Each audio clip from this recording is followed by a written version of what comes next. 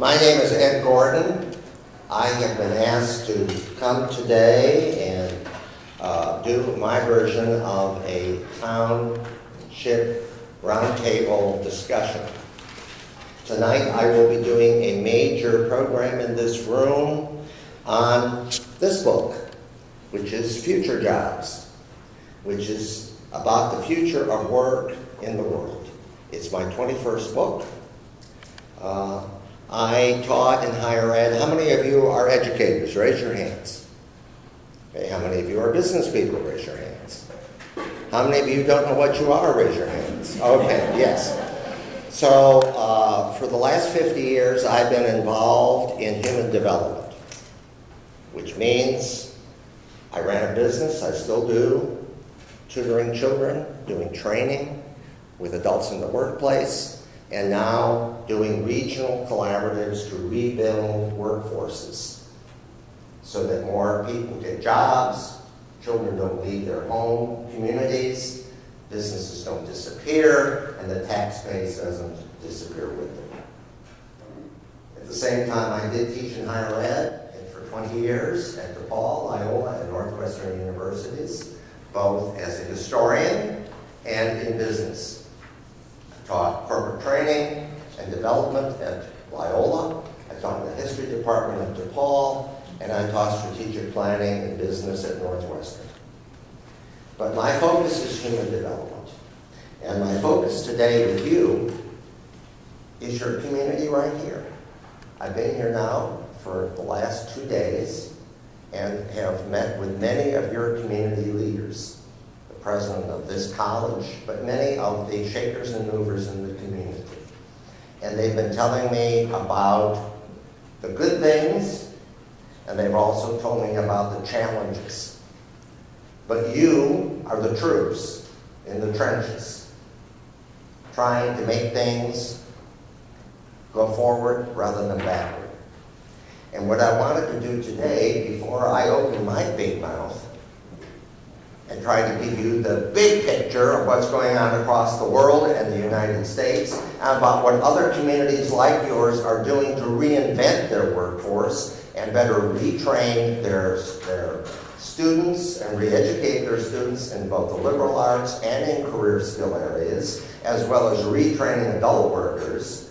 I wanted to hear from you.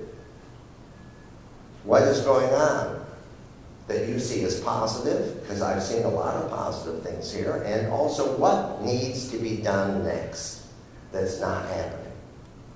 Now, I don't work here, I don't live here. I'll burn the tapes afterwards, so we'll put a screen over your face so we won't be identified if you speak out. But to be honest with you, the reason I'm here is that a group is organized in your community that really wants to make systemic change. And they want to make it not to take things away from one group and give it to another, but to better develop more of the people in this community, so this community has a future. And this is the kind of work that I've done across the United States and around the world with many other small towns, mid-sized towns, in almost every state and overseas, with people just like you. Teachers, small business owners, community leaders, intellectuals, parent groups, etc.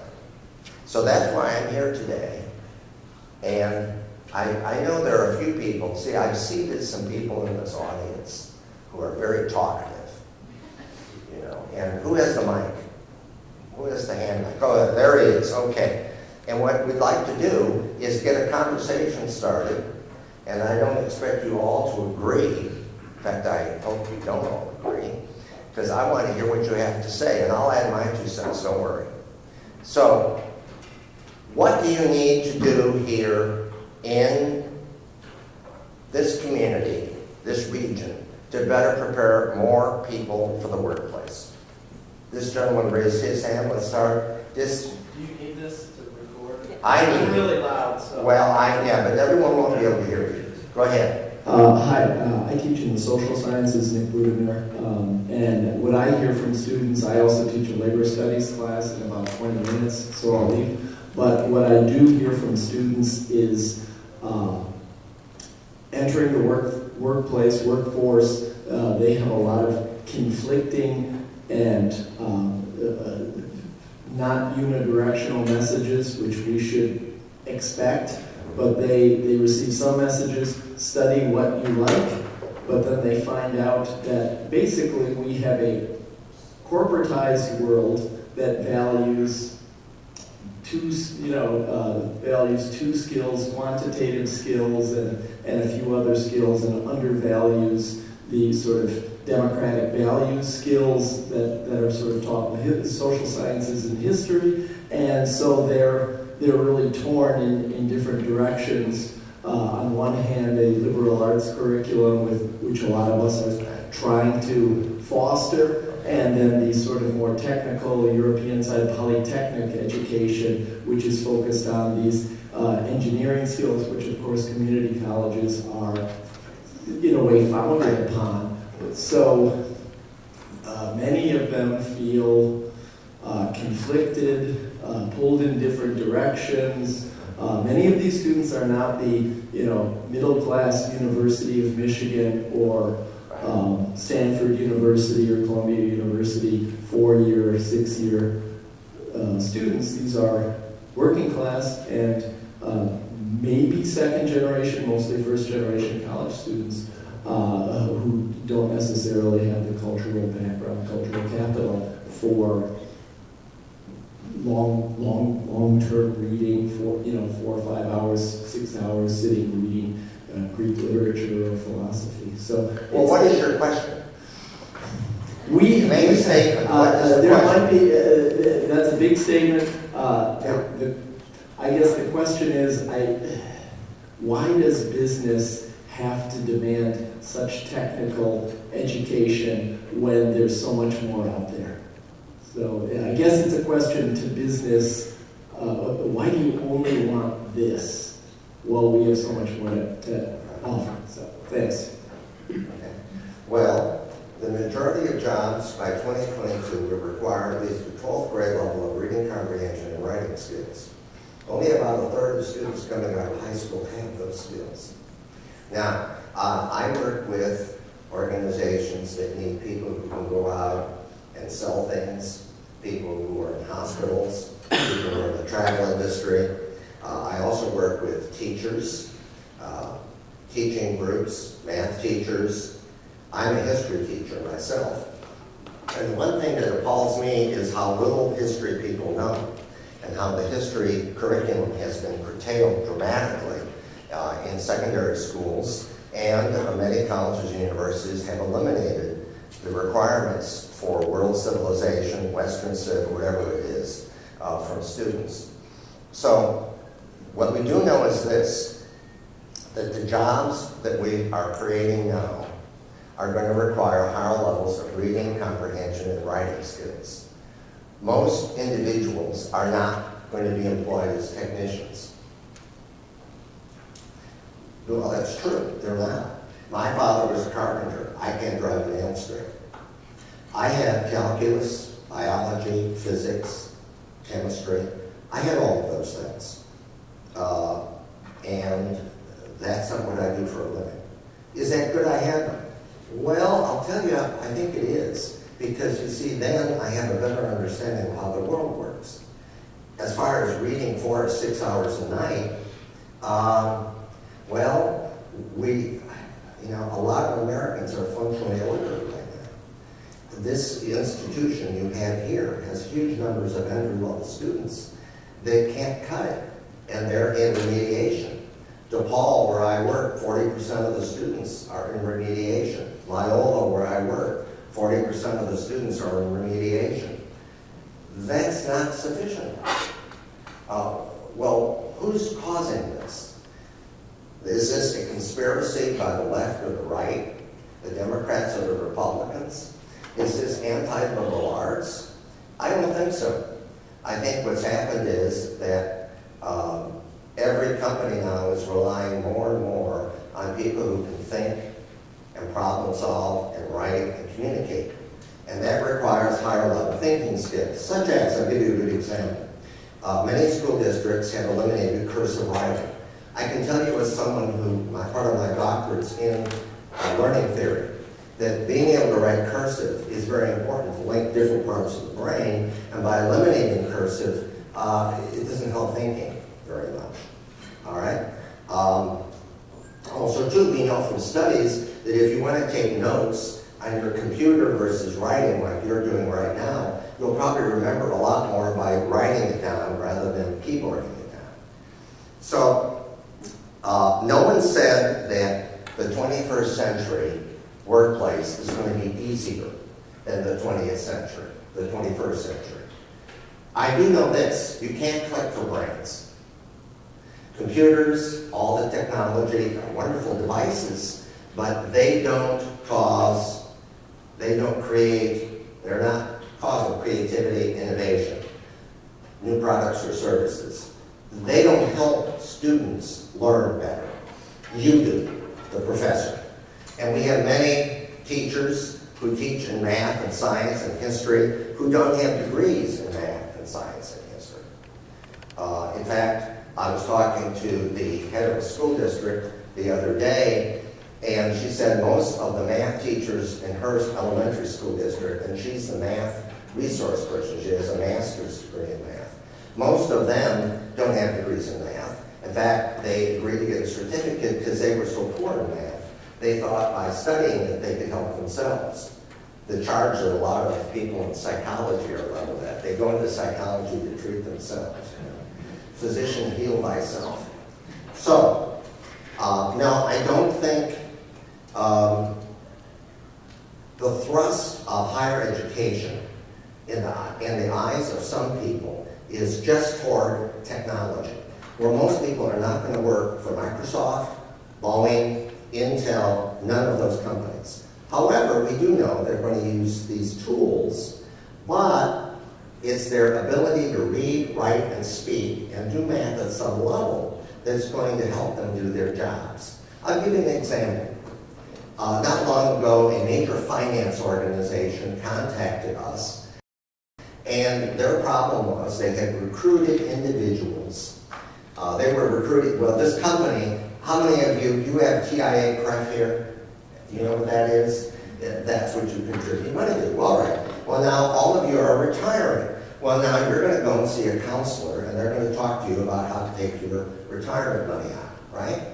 Okay. Well, the problem was that they were recruiting people now, because a lot of the baby boomers are retiring. Do you want me to answer your question, sir? All right. Thank you.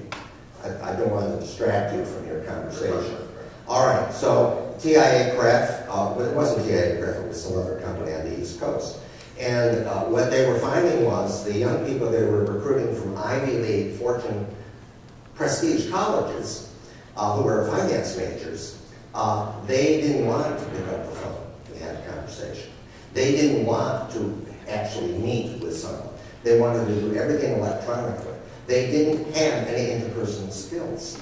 So now what they wanted to do was us to set up a corporate university program where we would teach these MBAs, these graduates, how to talk to you. I had a student not long ago say to me, you know, Dr. Gordon, someday you should teach me how to have a conversation. So what I see happening now, to be honest with you, is that a lot of our social media technology is eliminating literacy. And it is causing people to read less. They scan more, but they read less and they comprehend less. And we do know that the jobs we're creating now, the upper middle class jobs that people want, they're going to pay more money, are going to require more reading skills, more writing skills, some math ability, but also a knowledge of the world. I was just discussing this with a group of people at lunch on, training people. You get on a train and you're in Chicago and you're going to Los Angeles and you ask the conductor, where's Omaha? And he says, is that in Florida? We did a training program on that for Amtrak not too long ago. That's ridiculous.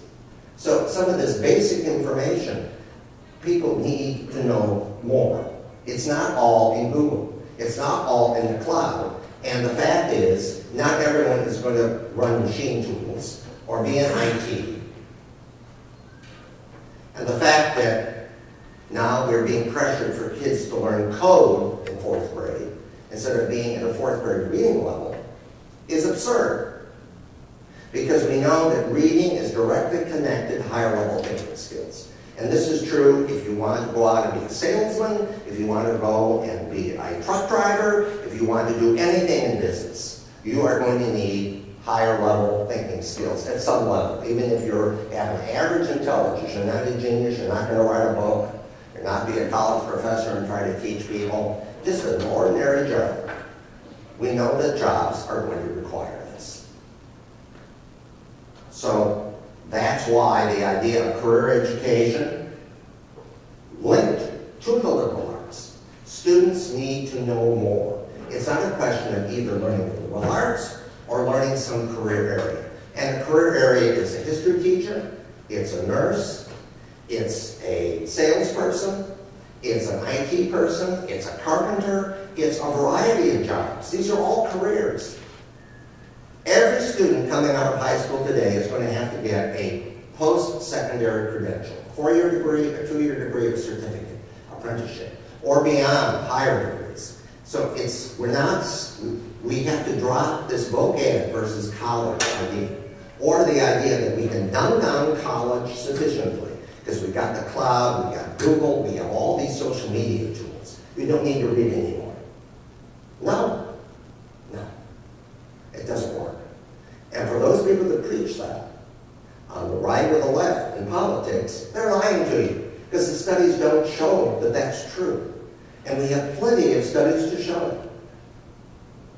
So that's my response to what I appreciate what you're saying, and I can feel how some people say, well, I don't want to work on a machine tool. I want to go into political science and go and be a politician or a lobbyist or something. Okay, fine.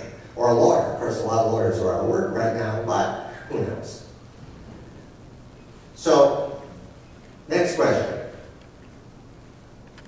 What is going on with careers here in your area where you think there needs to be more help for students? Older students returning who are undereducated, minority students who may be not being part of the mix right now. What do you see needs to be done? What would you like to see done? Yes, or right here. This is second. Use the mic. I guess one thing that surprised me after I got out of college and got into the workplace environment was how quick, or I guess how short people actually spent as far as number of years at one place. And I think that has to change because a lot of working professionals, I'm an engineer, don't even look at 4 or 5 years working at a place, and they're looking for the next place and the next place because they've just seen over the course of their own career, there's really no, I don't know if you call it employee kind of loyalty, but it just doesn't exist. I've gone through 2 jobs this way, and I was speaking with the senior director of engineering, and he told me, he said, Ambrose, I've gone through 7 times. So I think that's something that's got to change. I think it's a culture of maybe nourishing education and employees within the workplace. It's something that could definitely help. Any comment on that like someone like to follow up on from their experience? Well, short-termism is rampant in business. It has been, hasn't it? Companies buying back stock, their own stock, pressure of corporate profits on the quarter, particularly for the publicly traded companies, right? Do I think that's beginning to change? Well, I can tell you that maybe, because starting in the mid-1990s, I saw a tremendous cutback in training and development because I helped prepare training and development programs. We trained a lot of engineers who couldn't write at all. That was a big issue with it, but it's also true with doctors, lawyers, many people in business can't write. But we saw a lot of cutbacks in training because of the attitude that we had to maximize the profit in the shortest term possible. And that has continued until, I would say, the last several years. That's continued to accelerate.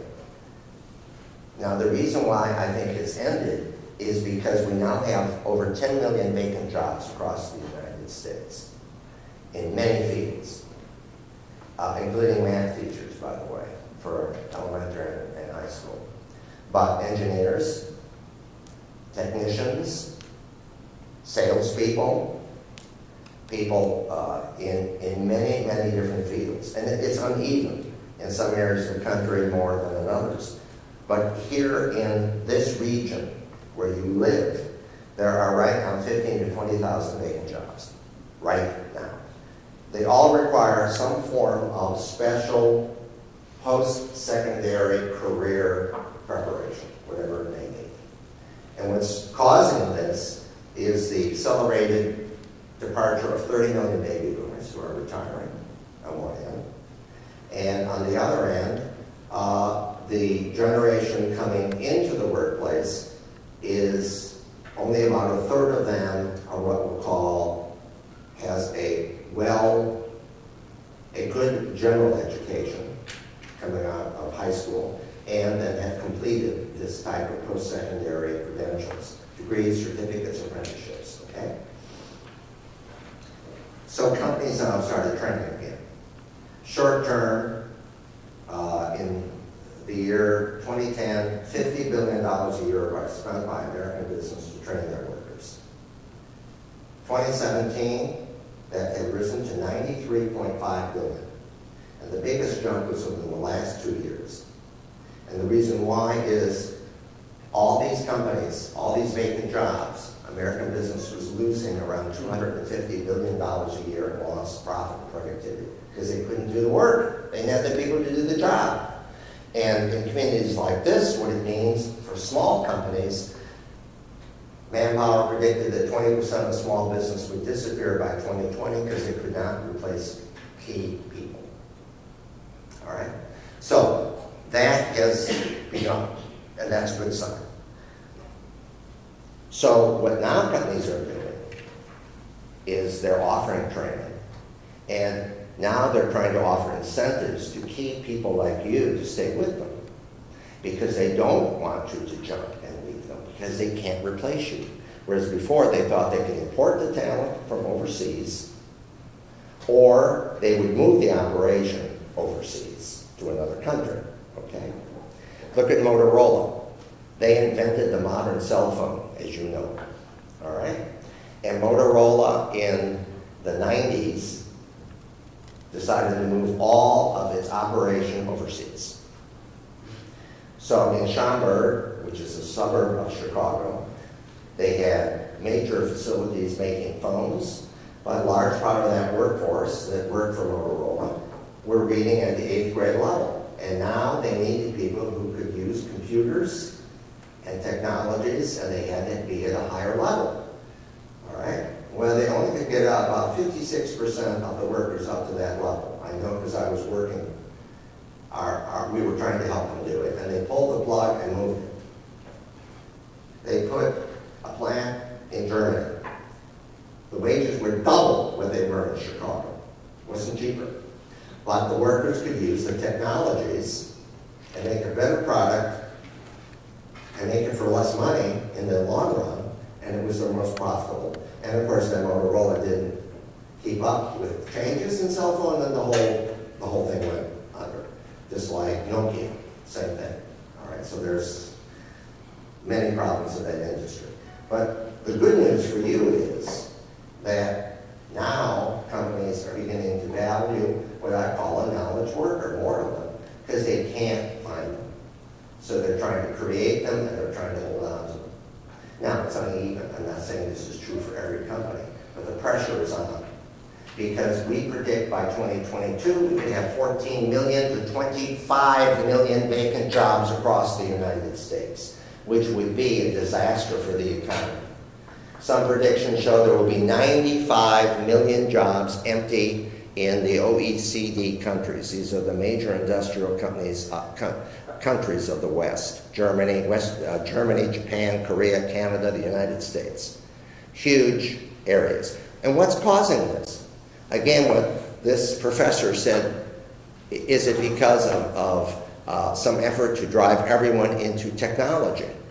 No. Most people are not going to work for tech companies. But the fact remains that now, if you're employed, you're going to do more using technologies in whatever field you're in to do your job.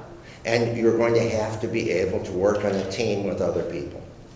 That's the way it is. That's the future.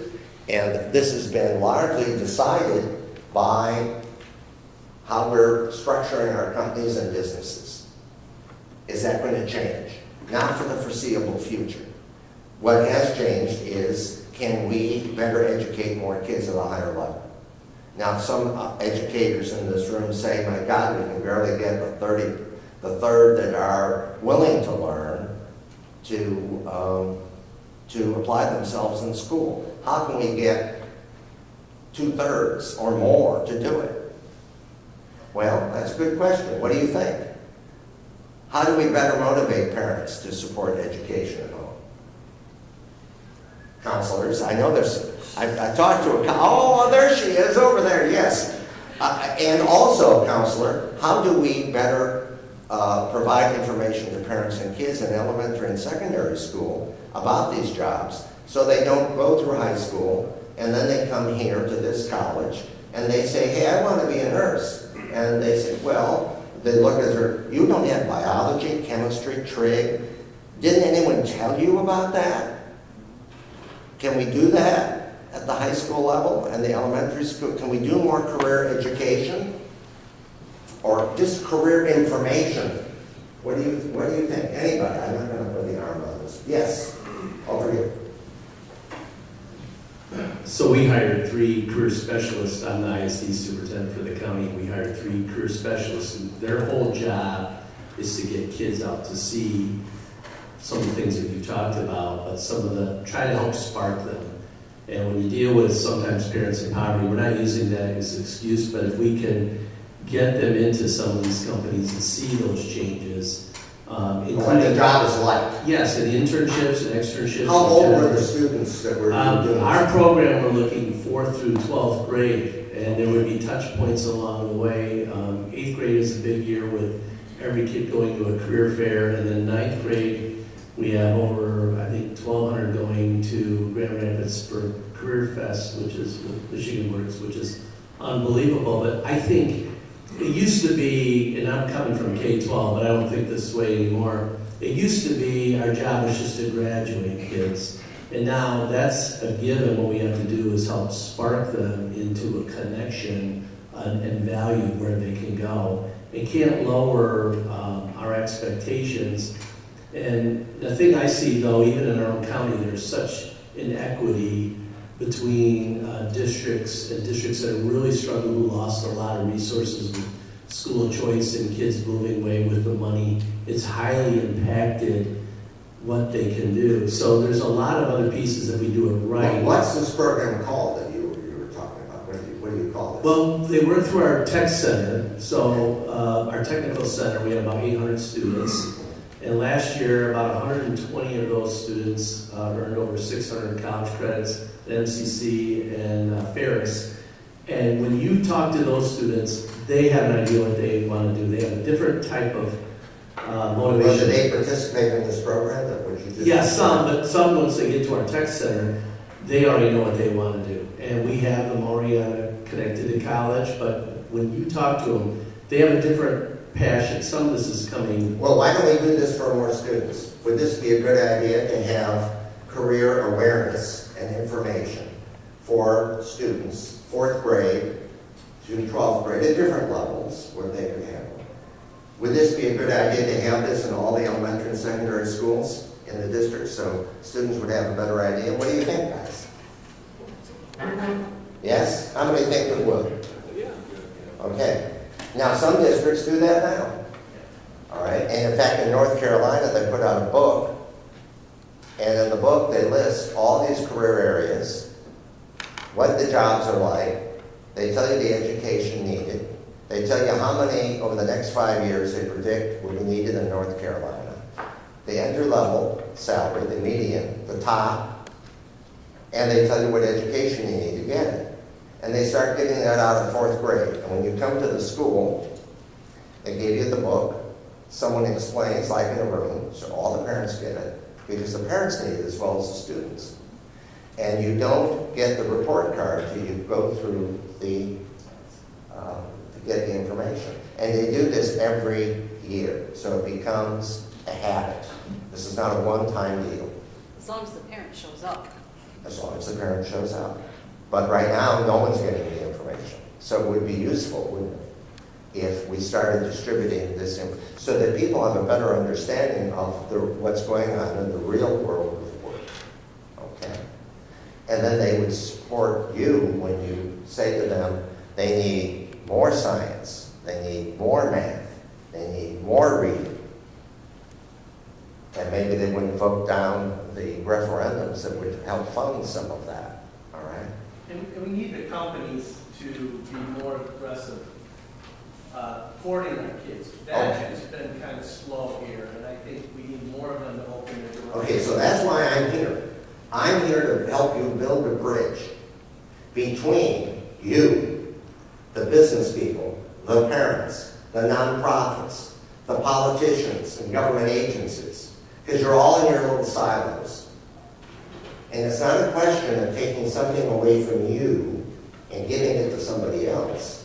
It's a question of a bigger pot and sharing information and making a network for a 21st century education rather than what we have now, which is very disjointed because it's funded in ways that were set up many years ago for a different economy, a different world.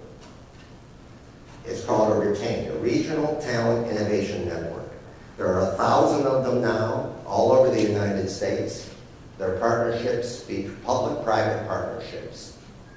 And they're in communities that are heavily Democrat or heavily Republican, or they're very poor, or they're very rich. They're in New England, they're in Washington State, Illinois, they're in Michigan, they're all over the place. And the reason why they were set up is the children are leaving, the businesses are closing, and the tax base is disappearing. And the people that live there say, I live here, I love my community, and I don't want to see that happen. So systemic change is hard, but defending the status quo has become so painful in those communities, whether it's in North Dakota or Illinois or Ohio or North Carolina or wherever I've traveled, that the people have worked together to do it. And they've learned how to talk to each other, not against each other. They've learned to burn their enemies list. And they've learned that when she talks about skills as an educator, I'm putting that label on you, and he talks about skills as a business person, they learn that they don't mean the same thing. And they also learn that what higher level thinking skills. I mean, if she talks about cognition and he talks about critical competencies, they're talking about the same thing, but they're using a different language. So a large part of the problem is communication, and also getting the business people engaged again. You know, 100 years ago, when we set up public education in this country, how did it happen? Well, technology started to catch up 100 years ago, and mass production started in the 1920s. Ford earlier, but the mass production that we think of, farmers were moving away from the farms into the cities. By 1920, more Americans lived in cities than farms.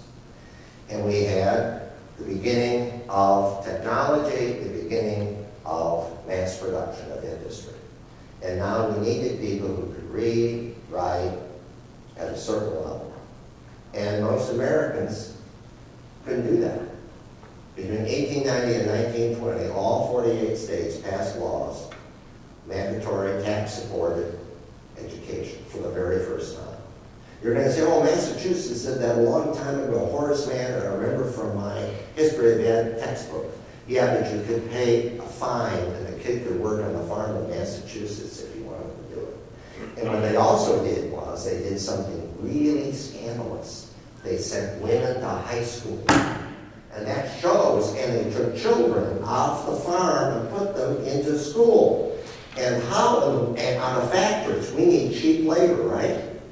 They did that. And there were howls all over the place, from business people, from parents who wanted their kid working. And you know what we did? We educated those damn immigrants. That's what we did. It was disgusting. My father-in-law came from Italy when he was 4 years old through Ellis Island. A little boy. He became an engineer. He founded Admiral Corporation. Public education did that. For the first time in the history of the world, a country decided to educate everybody. Now, it was not perfect, we both know that. Separate but equal. Women still had a hard time getting a good education. I understand all that. But we did it. And it grew from that time period. And who was behind it? The unions, for one. They wanted to get the kids out of the mines and the factories so that they could make a decent wage. The business people, they had to have literate workers in their offices and factories. My grandmother was one of the first women in Chicago to become a secretary, and she used the latest high-tech equipment, a typewriter. Okay? She went to college. She went to a college for 2 years in Chicago. Women didn't go to college. Harvard, I wrote a history of literacy in the United States. I had my history there right now, all right? And in the 1880s, they had a symposium at Harvard about how women were too stupid to go to Harvard University. This is 1880s. Think about that for a moment. Now think of Rosie the Riveter, World War II. How did all those women do that? My mother was among the first women in America in the 1920s to go to high school. And because of that, we had literate women who could be trained. Massive training programs for women to build B-52s and tanks and all that other equipment. That's how we did it, partially at least. Of course, after the war, they shut all that down and they took the women out of, they lost their jobs again. It took a long time for that to change again. But my point is this. During that time period, business put their money where their mouth is. They taxed themselves. And people were screaming, I don't have children in school. Why in the world should I have to pay to educate that kids in school? They should be working. They did it. And in each state, it was fought out, state by state. In fact, in Mississippi, they passed it in 1919, they repealed it, and they had to pass it again in 1920. Mississippi was the last state to do it. And that's where we are right now again. Why in the world do we have to have more than a third of our kids coming out of high school who are literate, high literate? Why? We have plenty of stupid jobs that pay well, right? In 1970 we did. What about now? Where are those jobs? China. China is getting rid of them. I know a place where you can go get a low-skilled job. Ethiopia. That's where the low-wage people are scurrying. And Madagascar. I was looking at a pair of pants at Macy's the other day. They were made in Madagascar. The low-wage dogs are scurrying all around the world trying to do this. And now production is coming back to the United States. Weaving, carpets. They left North Carolina, went to China. 4,000 people making carpets in North Carolina. Clothing. The carpet company now is back. All the people in that factory now is only 1,500 because it's all computerized. And now instead of 4,000 people, there are only 1,500. And they all make a lot of money. They all have a post-secondary education. All of them. And the company keeps training them because the technologies keep changing. Is that bad? I don't think so. I think it's good. But it requires that that we do more as a society, you do more here in this community, so that more kids come out of high school reading closer to the 12th grade level, and that they have some understanding of the types of jobs and careers they might have. They might switch. I'm on the board of a pre-engineering high school in Chicago. It's in the inner city. We have 3 of them now. They're public schools, and they're in high poverty crime areas. And these kids get a liberal arts education plus the science and math, and we have the computerized CNC equipment. Now, we have kids graduating from there at a higher rate than normal, and many of them go, they become an English major in a college. What do you think of that? After all that effort, good. They learned how to think, and they learned that they really didn't want to be an engineer, all right? Is that a bad thing? No, it isn't a bad thing. We have a limit on brain power in America. There's a critical education mass that supports every society. And what I'm saying to you now, our critical education mass is wearing thin right now. What kind of customer service do you get from most businesses you deal with? Enlightened, friendly, knowledgeable, helpful? Sometimes, yes. In fact, sometimes when you get it, I congratulate the person. I tell them what a wonderful job they did. A lot of times it's haphazard, indifferent, and it's, why are you bothering me? Or I don't really know anything. That is not acceptable. Can we do something about it? So, that's why I'm here in your community. Some of your community leaders now believe that the pain of maintaining the status quo means that the Muskegon area is going to disappear. I'm in Chicago. I was talking to a guy the other day. He's from here. He left. I said, well, why? Well, he's in acting. He's in the arts. And Chicago has a lot of theaters. Well, I was looking around. You do have some theater here. Could you get more? You know, that's part of the culture. Are you just going to be a recreational center for the world? I don't think so. You can't make an economy out of that. You have to diversify it. Though I will tell you right now, the number one industry in Chicago that employs most people, the number one industry in New York City that employs most people, the number one industry in Los Angeles that employs most people is entertainment. vacations, entertainment. That can't last for much longer.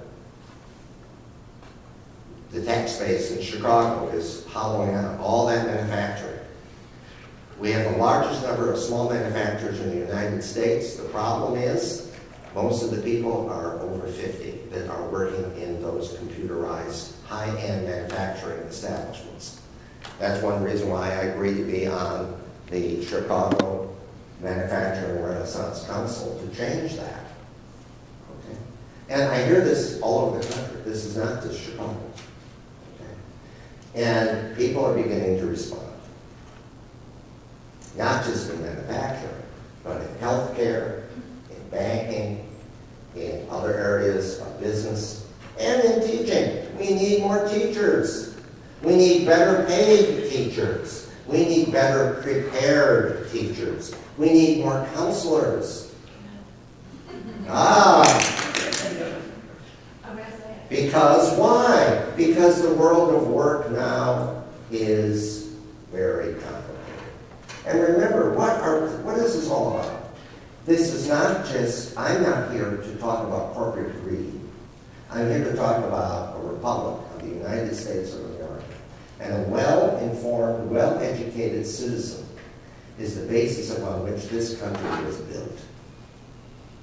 I don't like poorly educated people.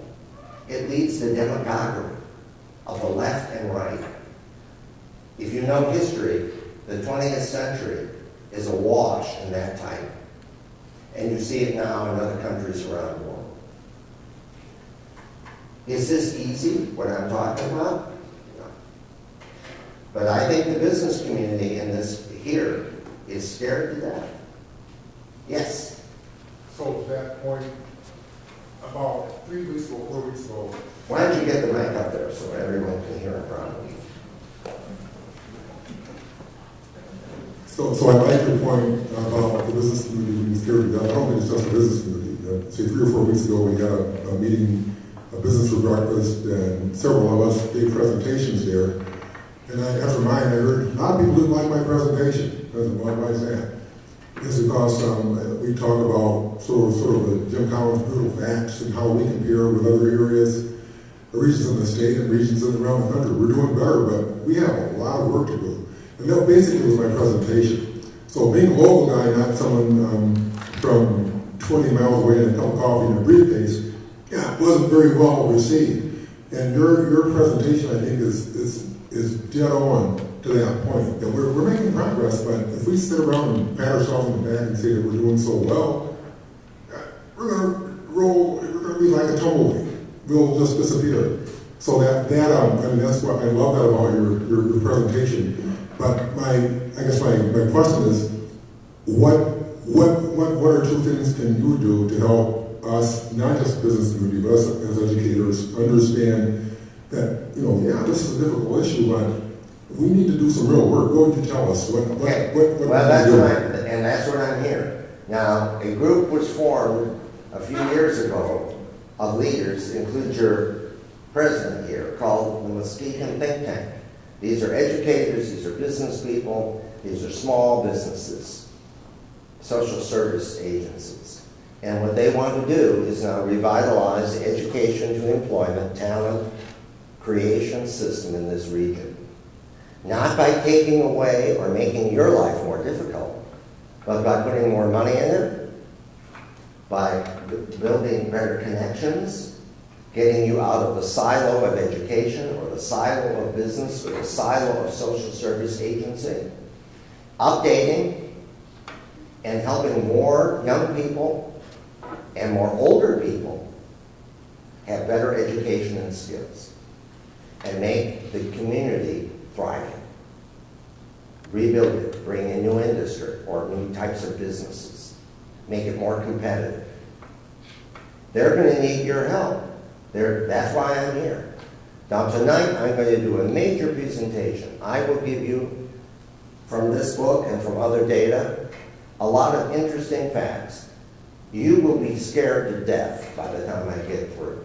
And then in the second half, I'll show you what other communities just like yours are now working to do. And you'll be proud to be an American. Because only here in this country do we have the freedom and ability to use diverse ways to educate and prepare people. And we're doing it. It is doable. You are not hopeless, helpless, and hapless people. You can do it. This is not a Democrat or Republican idea. This is not a liberal or conservative idea. This is an American idea.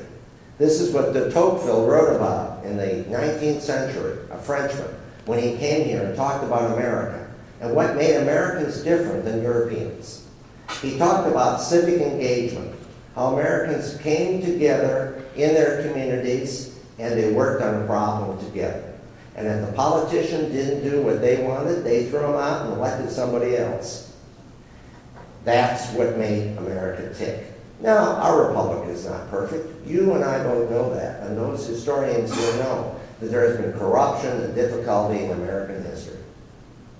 But I can tell you it's worked out a lot better than the Soviet Union, or Communist China, or Nazi Germany, or present-day Venezuela, or Argentina, or others, extremists of the far right and the far left, pursuing myths.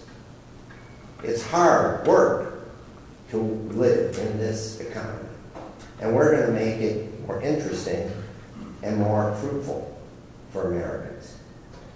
There is a commonality that is required here of people who want to work and people who want to learn. For those who refuse to learn or won't work, there's not a lot of hope. I can't offer that to them. I can't offer them a free job or a free income or give them a free bachelor's degree guaranteed when they're born.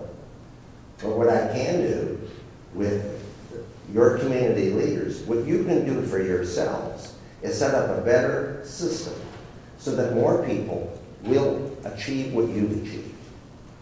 Middle class, stability, a future, hope. That's what this country is for. I've talked to immigrants in Chicago driving cabs, and they come from all over the world. And they come here for the same reason that my ancestors came to America. Freedom from oppression. Hope for the future, particularly for their children. They want religious freedom, they want economic freedom, and they want education. These are good things. That's what most Americans want for themselves and for their children. There are exceptions, we both know that. And we know there are people out there that have some very bizarre ideas. That's not what this room is all about. That's what the people here are all about. And tonight we'll have more people here. But this is the beginning of a journey. This is a renewal. If your ancestors 100 years ago in Michigan could set up that system that got you here today, then what's wrong with you? So I ask you what I'm going to ask tonight, and if you come back, you can think about it. Who are you? What are you willing to do differently to contribute now to building a new education to employment regional system that will help your children and others to better realize the dream that is America, that you and I both believe in? That's what this is all about. This book, Future Jobs, gives you some ideas, some of the data you people already know. And you're already doing some of these things. But what I hope the Regional Talent Innovation Network that you're about to set up through this retain will now help you to achieve this over the next few years. It will take time. Some of these I've worked with for 10 years, 18 years, and they're still at it. Because the need keeps getting bigger and bigger and bigger. And we want to help more and more and more kids and adults. So that's what this briefing is all about. And maybe this gentleman here has a comment to make at the end, or toward the end. Over here, yes. He's coming with the mic. And I didn't see these people here, by the way. Thank you. I wonder if you have a comment on homeschooling versus public school. Well, about 3 to 4 million kids are homeschooled every year across the United States. Folks, there is no one perfect way to school a child. There is no one perfect curriculum way to teach reading or math or grammar or foreign languages. For some children who have the right interest in learning and can respect a mother or father as a teacher rather than just a parent, homeschooling might work. For many, it doesn't work. Or the numbers, the people that are homeschooled go back and forth, all right? So I think when I wrote my history of literacy of the United States, we looked at homeschooling. I know homeschoolers. I wrote a book on tutoring called Centuries of Tutoring. It started with Henry VIII's children who were all tutored in the Renaissance, and there were governesses and tutors that wrote books about that, and homeschooling was big in the United States. The fireside movement, it was called. There were hundreds of books written for parents on how to teach your children at home. This is the 1820s, 1830s, 1840s. In England in 1850, as many children were being taught at home as attending all the schools in England. Of course, there was not general education then, all right? So I think for some children, it works out very nicely, and they do very well. Also provided that they have some social component with other children their own age so they don't become isolated, all right? But again, I do not see it as a universal panacea. Just as I believe that having diverse education between public institutions and private institutions it's a good thing, all right? I think a mix is a good thing. I don't think the public schools all by themselves, we should shut down all the private schools, or we should just have all charter schools and all corporate-owned schools, and no, I'm sorry, I don't believe in either of these things. I do know this, that what it takes to have a good school are parents who are committed to their child's education and reinforcing that message on a day-to-day basis at home. A teacher, a master teacher who loves teaching and is well prepared and is given additional training opportunities and educational opportunities. And a principal who is a good manager of adults. Not just a teacher who knows how to teach, but someone who also receives training on how to work with a team of adults to run an educational institution. That's what it takes. That's what the research shows over and over again in many different countries. We have many people that fit that bill, and we have many that don't. I want to elevate education as a profession again. When I was a child, I esteemed my teachers. When I talk to business people, I'm always Ed Gordon, the corporate president, because many of them have negative attitudes about educators, that they became teachers because they couldn't make it in business. That's a lot of you. Many of you love children and adolescents. Many of you are great at teaching and administration and counseling. That's why you went into those fields. Then you should be paid to stay in those fields. We shouldn't have the best math and science teachers drained off into business. They should be in the schools. We need more men in schools, elementary and secondary education. I want to see that happen because we both know that the basis of all of this requires great instructors. And you've had them. You've all had them at one time or another. And you've had mediocre teachers too. But you've had people that have inspired you at the university level, the secondary level, and in elementary school, who were caring, loving people who also were very skilled at differentiating what they were doing with kids, adolescents, and adults. That's what it's all about. And I want to make sure we pay them adequately so people, parents and business people, esteem our teachers again, and we prepare them better, so that that more of the best and brightest become teachers, more of them, and they stay in teaching for their lives. You can see I'm a hopeless optimist, but you know what? I belong to the only optimistic country on the face of the earth, the United States of America. And you do too, and we should all be proud of it. So thank you very much for your attention today. And I hope I'll see some of you tonight.